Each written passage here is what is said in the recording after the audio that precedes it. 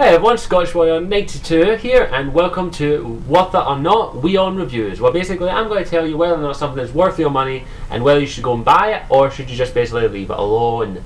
And in this one I'm going to be reviewing the Mass Effect novels, all three of them.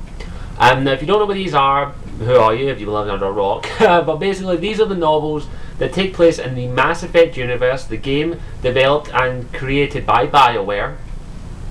And these basically are stories in the Mass Effect universe that are sort of like prequels to some of the games, but stand alone as novels, and you don't need to play the game to understand them. That basically explains them. They are written by Karpyshyn, who was a lead writer in Mass Effect of BioWare's for many years, working on many games from Knights of the Old Republic right up to Mass Effect. So he knows what he's writing about the title Mass Effect. He knows what he's writing about. Unfortunately, he has recently left BioWare, which is a sad thing, but as it is, this happens. But basically, I'm going to review all three of these books. I'm not going to reveal any spoilers whatsoever. I'm just going to give you an overall plot of each book and tell you how much I like the book, and whether or not what ones you should pick up, what ones are essential for you to pick up, and what ones you really should pick up. So let's get started, and I'm going to start with Revelation. I'm going to be trying to make Revelations fairly quick because it's basically about the story of Revelation. Firstly, I'm going to comment on the cover. I think it's pretty damn cool. Not the best cover of the three of the novels, but a pretty damn awesome cover. Saren Arturius, Council Spectre standing there. Quite nice and quite intimidating. Very well done in the cover, by the way. And Saren is one of the main characters in this book. The other two main characters are Callie Sanders, an Alliance scientist, and David Anderson. I honestly can't remember what rank he is in this. I think he's Lieutenant David Anderson of the Alliance military. And basically this, if you've played Mass Effect 1, Anderson, who is prominently featured in all three of the Mass Effect games, basically says that he was on a mission with Saren, and the mission went bad, very bad, and it basically costs Anderson the chance to become the first human Spectre.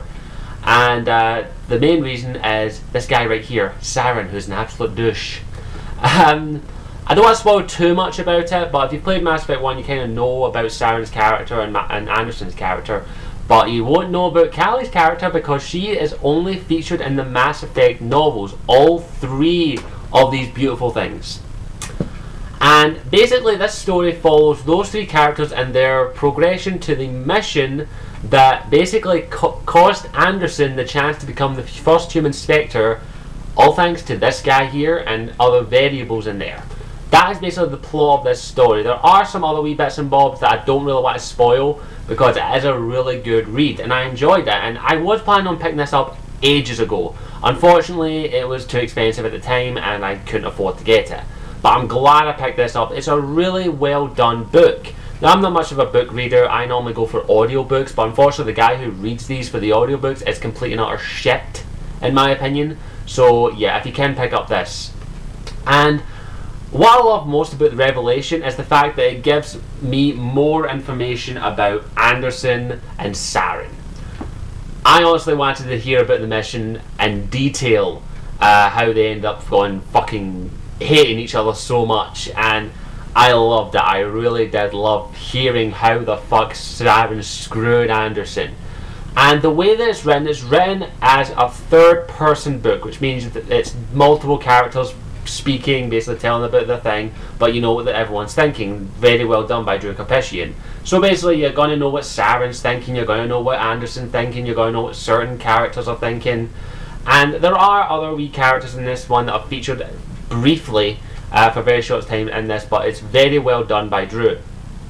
And I really do love his writing style. It's quite unique. I normally can't get through an entire book quickly. Normally it takes me about 2-3 months.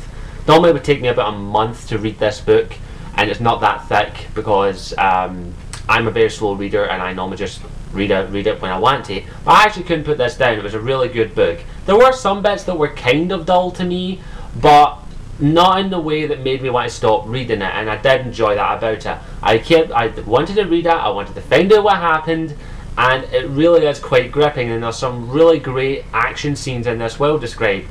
And I will say it, Anderson is a motherfucking badass, and in a way so is Callie Sanders.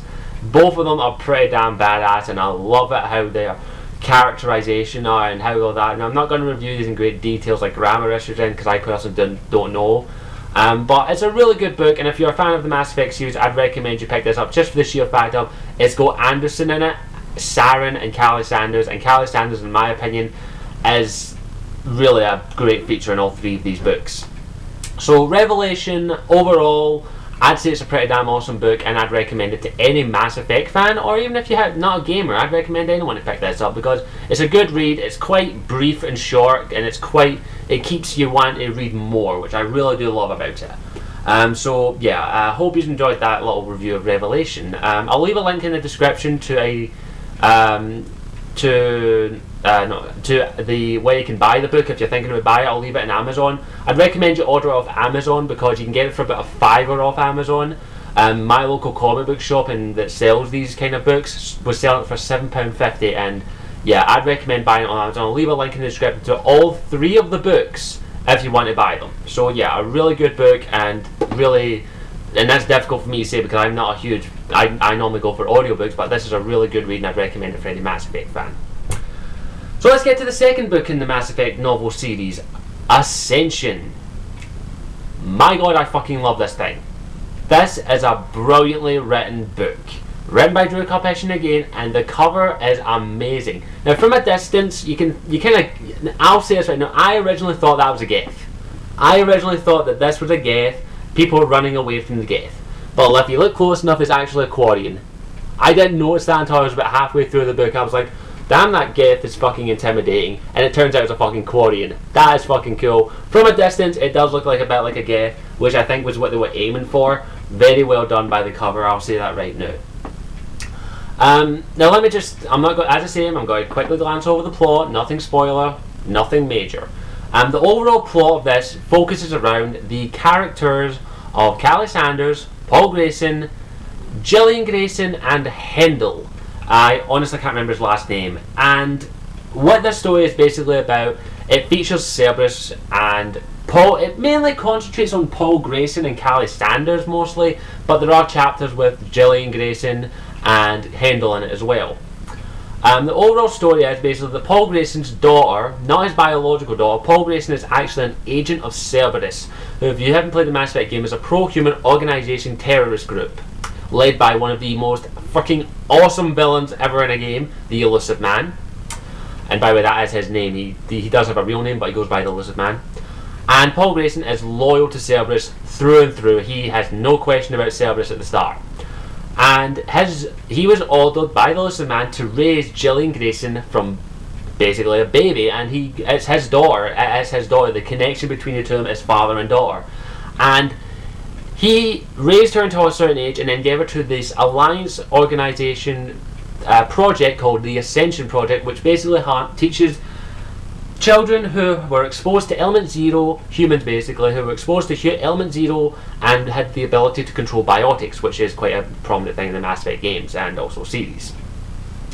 And basically, Gillian is featured quite prominently. She's a very, very powerful biotic, but she suffers from autism, which is kind of a little thing in this book that I have my own personal theory about, but I'm not going to spoil it too much for everyone, because I'd recommend you read it.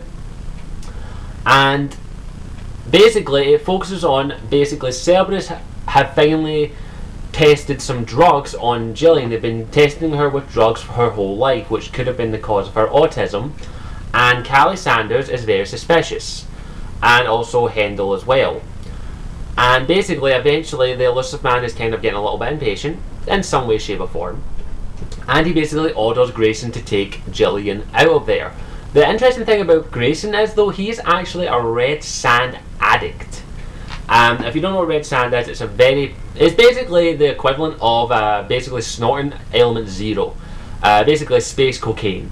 And it gives people temporary ability to biotics, or if you already have biotics, it increases your biotic thing, but it's a highly addictive drug. Let's take my time. Got plenty. And he basically uses red sand, casually. He's still an addict though, and it's quite good in this character, and it's very much featured in this.